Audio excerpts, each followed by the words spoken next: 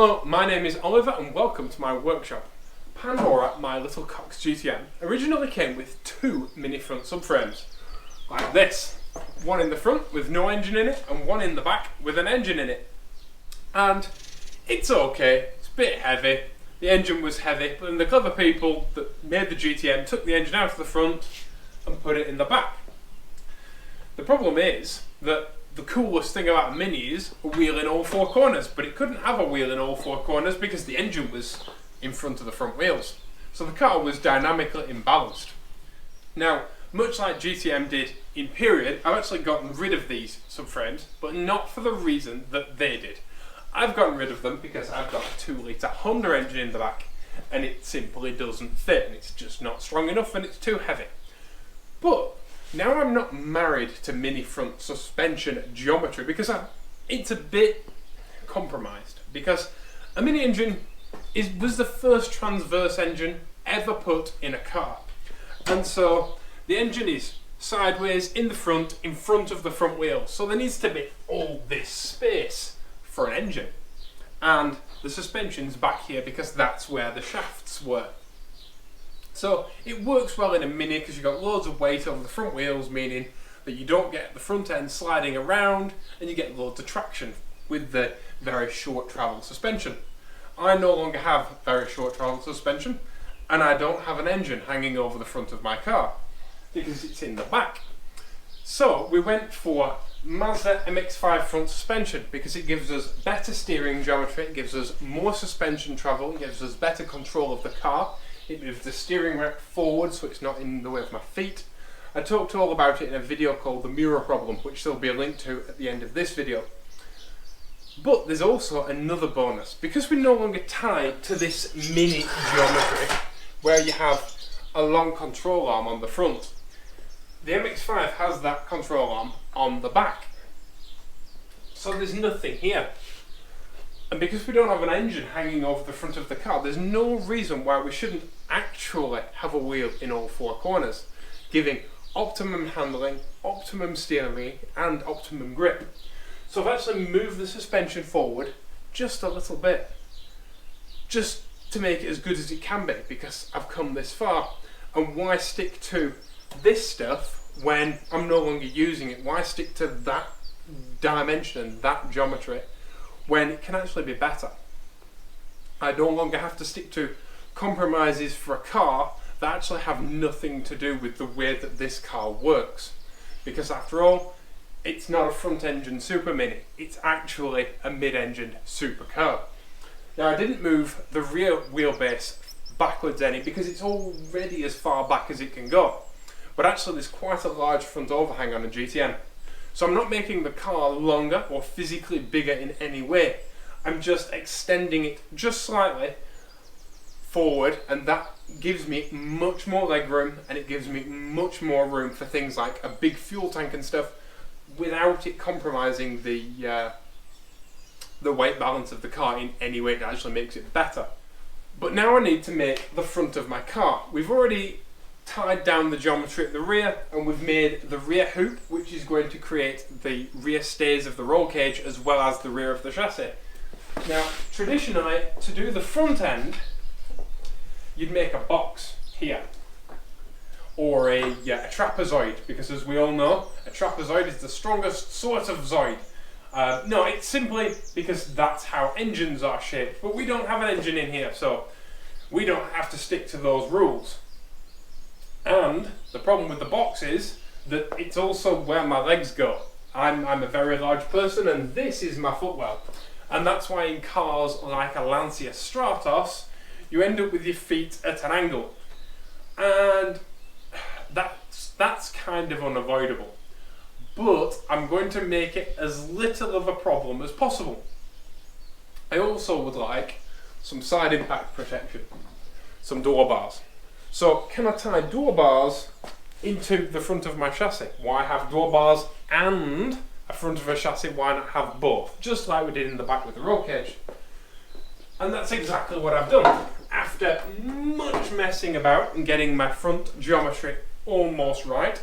I say almost right because of course It's very difficult to know my finished alignment. I have a really good idea what that finished alignment will be of my front suspension, but it still needs to be adjustable and it still needs to be able to move a bit. So I can get it kind of right, I can know how it is in the MX-5 and I can get it into the numbers that I need, but it still needs room to grow, so it's kind of there.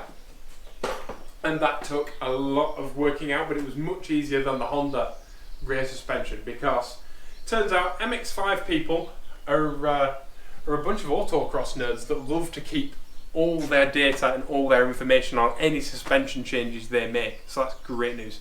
Thank you, autocrossing hairdressers. But I've made this tube, and this zigzag is my door bar slash the front of my chassis for this side, and it pops in something like this. Pop that in there, pop that in there. It's a bit fiddly.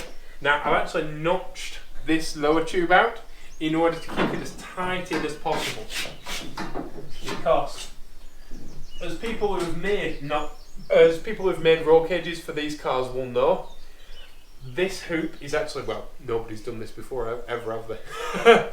As no one knows, because no one's ever done this before, the front of the car is actually a lot narrower here than it is here.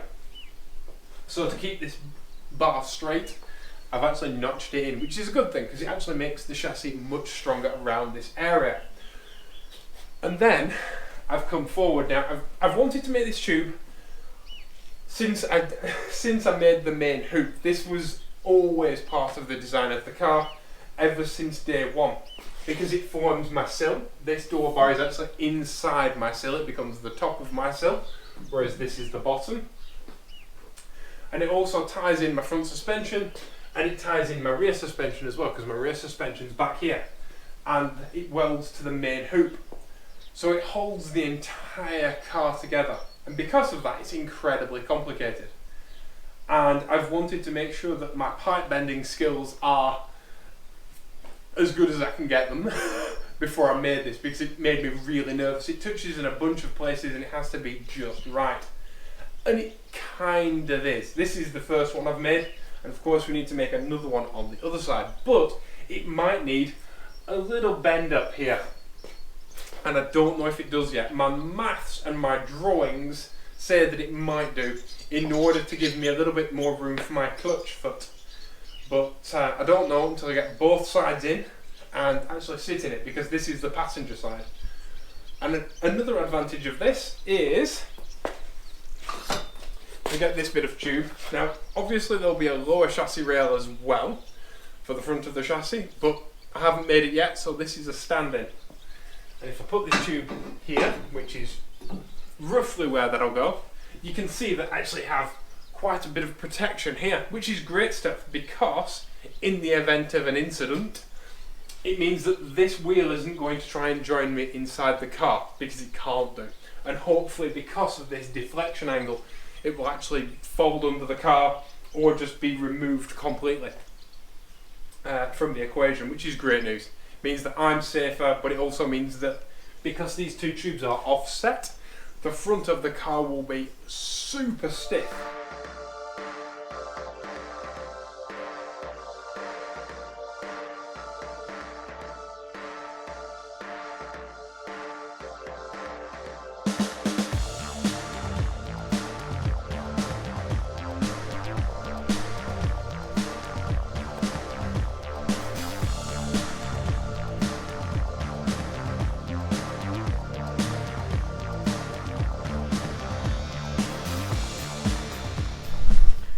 Now, I'm just checking that the doors still fit and how they fit in relationship to this upper door bar, because of course all of this has to be encased in the sills, just like the original GTMs, except it's got a bunch of structure in there hidden, because I don't have space inside the cockpit for door bars and stuff, so I had to put them inside the sill.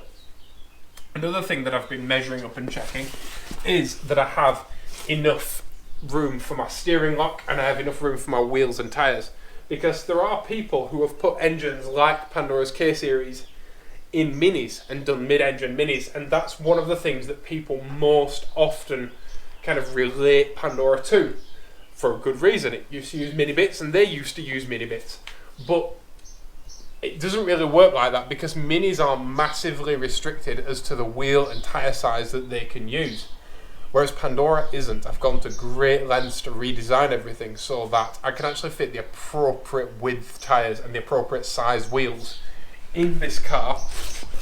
And I've ordered some hubs, by the way, so soon we'll be able to bolt wheels on it, which is awesome news. But I've gone to great lengths to make sure we can bolt the appropriate size wheels and tyres on this thing so that it will actually go around a corner. Because there's a lot of mid-engine minis out there that kind of go in a straight line really well, and they do donuts really well, but they don't really go around corners so great. And that can't be the case with Pandora. Pandora has to work in all weather, in all conditions, and it has to handle superbly and predictably, which in a very short car with a lot of power is an incredibly difficult thing to do.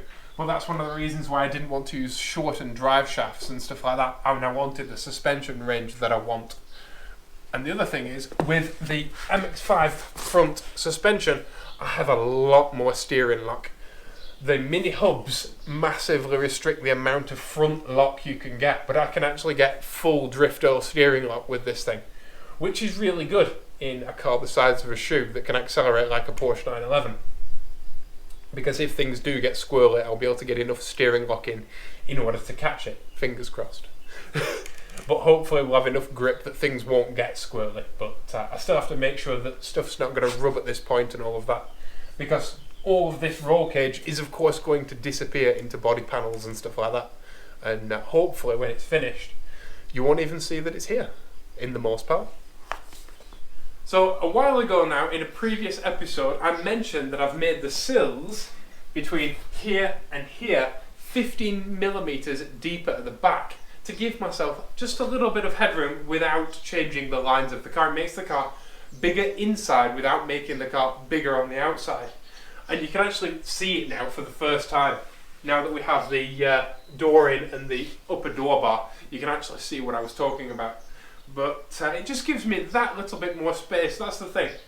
The way to make more space in such a small car like this isn't one big improvement that will revolutionise the interior space.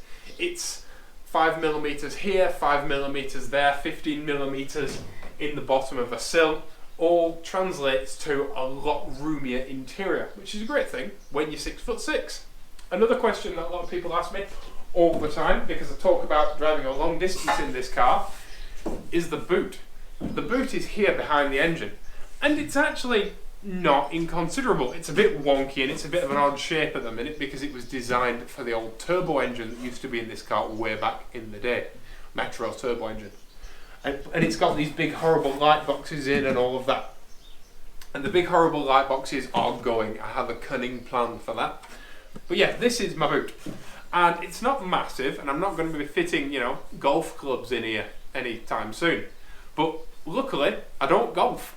And I'd rather mess with cars than go and hit a ball around the field. So I don't need to carry golf clubs, but 2 large rucksacks will fit in there, absolutely no problem. And there needs to be room for a 3-inch exhaust system somewhere. And yeah, I've got a cunning plan, just trust me on that. The floor might need to be raised slightly, but it's not bad. And like I said, there's more than enough room in there for 2 large rucksacks, so I'm happy with that. It's not a Jag, but she'll do. Now, it might seem a bit crazy to be notching this tube out like this, but it serves a really important purpose. It means that the bottom tube will be mounted at a different point than this tube, because they're offset they're on an angle from each other, so this is further back than this is, but also they're offset in space, and one's welded here and the other one's welded there, meaning that the points of reference are all different. So it's much, much stiffer than just having 2 tubes in line, which would be the easiest way of doing it. But when was the last time we did anything the easy way? And it's a really, really long tube, so it's just going to be the strongest thing ever.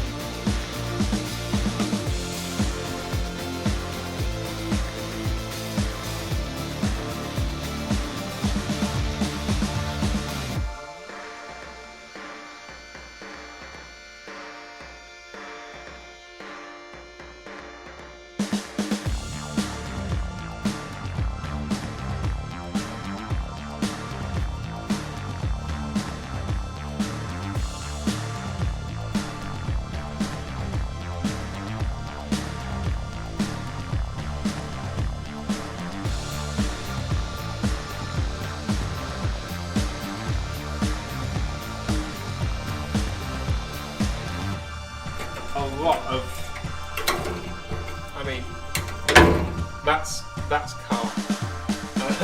There's a lot of rust, and that's, you know, that's the sill up, and you can see my fingers through it.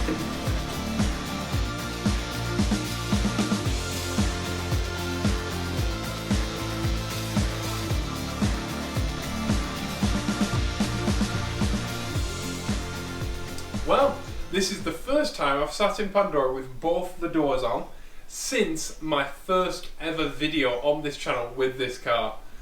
And it feels really nice to be back in it, such as it is.